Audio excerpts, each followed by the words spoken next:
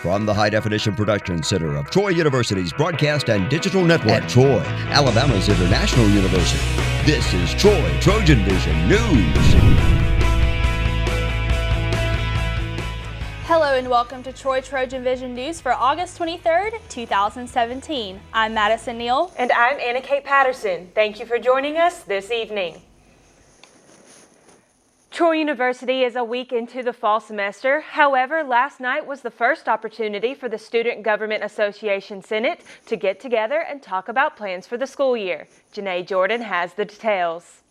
Troy University Student Government Association held its first meeting on Tuesday night in Hawkins Hall.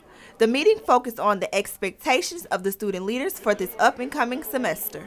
I expect a lot of great things out of our SGA. One of the biggest things that I expect from our Senate, though, is more communication with the student body. I really want to push our Senate in more ways than ever before to reach out to the student body and to gather consensus about concerns, about questions, and really be able to communicate with the student body what we are working on and what administration is also doing on our behalf.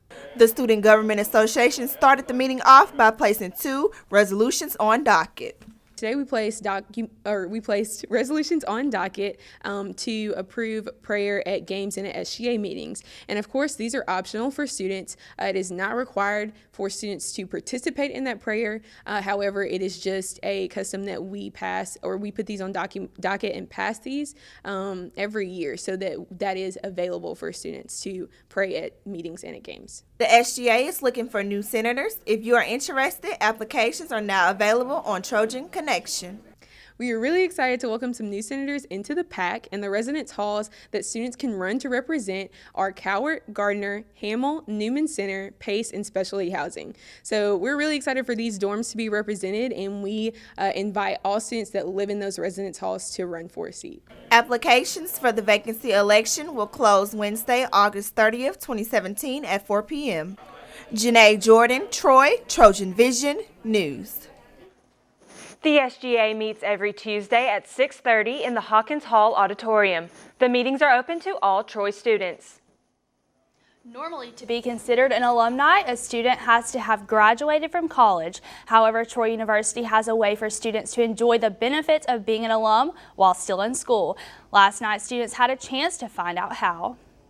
The Student Alumni Association understands that free food is almost a guaranteed way to get college students interested. We had a free pizza giveaway, so that obviously brought a few people out, but we had a lot of members sign up, and basically the meeting was just to let them know about who we are and what we do. But more important than the free food at the interest meetings are the benefits that they offer to their members.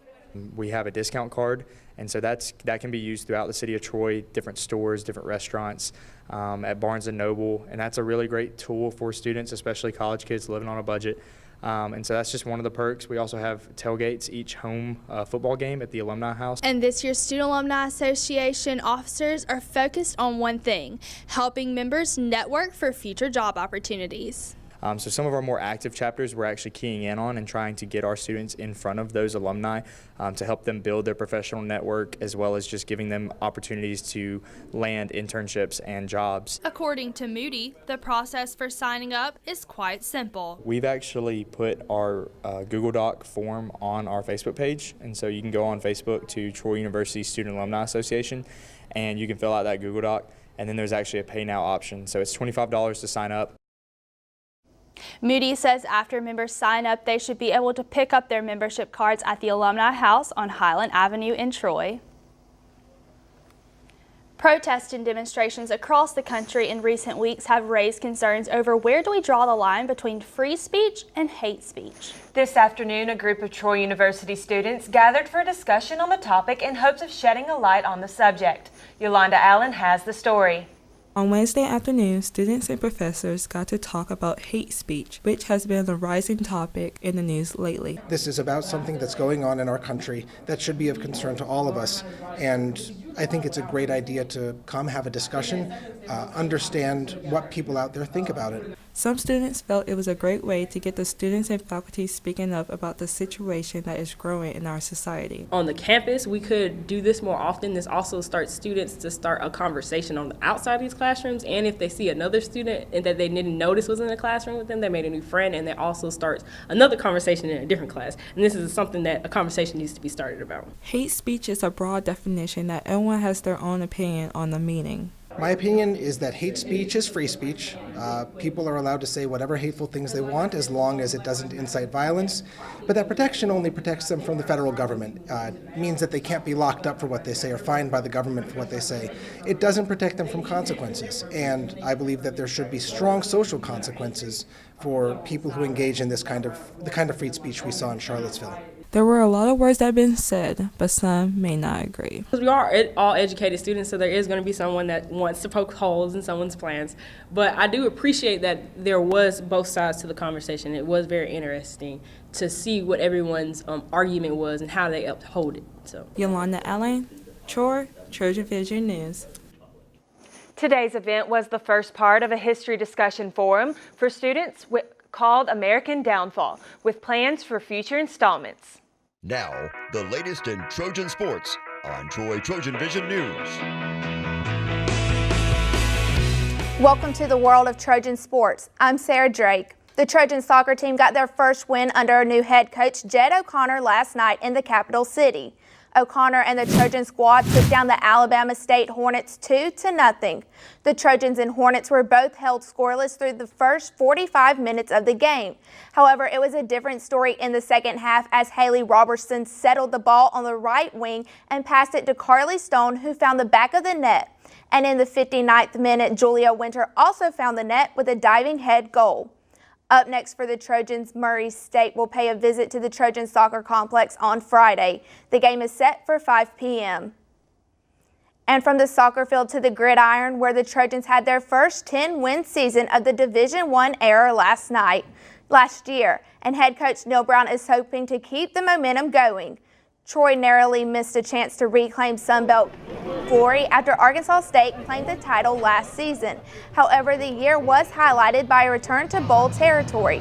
The Trojans snagged a win against Ohio to grab win number 10.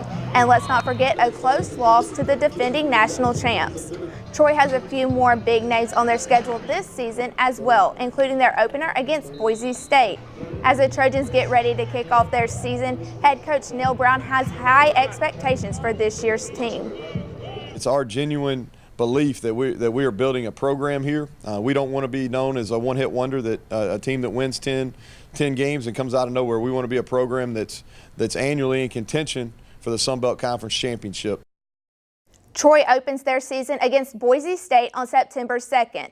Troy fans will get their first chance to see the Trojans in the Vet on September 9th against Alabama State. And staying with football, the Trojans and Bulldogs of Mississippi State have signed a home-and-home football agreement that will see the two teams hitting the gridiron again starting in 2026. Troy will travel to Starkville, Mississippi in September 2026, and Mississippi State will visit the Vet in September 2027. The home game will be just the second time that the Trojans have hosted the Bulldogs. The two teams have met 5 times, with Mississippi State leading the series 4-1. The last time the Southeastern Conference school visited was in 2012, with Mississippi State winning 30-24 in front of a record 29,013 people. However, Troy did famously win the initial meeting between the two teams 21-9 back in 2001.